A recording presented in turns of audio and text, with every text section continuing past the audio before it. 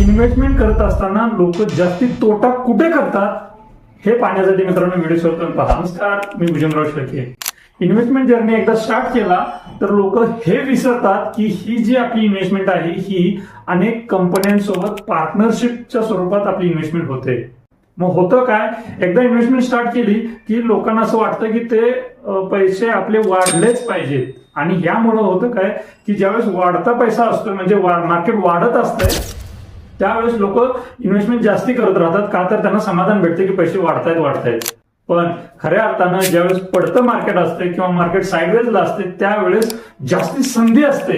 पण लोक घाबरतात, लोक शांत बसतात, लोक वेट अँड वॉच वरती जातात की बघू थोडे दिवस आणि मार्केट वाढायला लागल्यानंतर मग आपण करू. इथंच तर मोठी चूक करतात.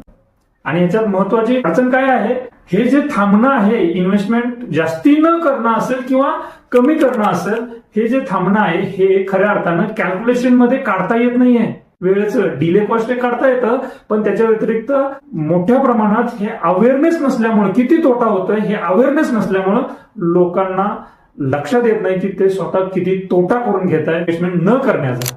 पहा मित्रांनो, ज्या वेळेस तुम्ही इन्व्हेस्टमेंट करत सातत्य ठेवताय त्यावेळेस मोठा फायदा भेटत राहतोय.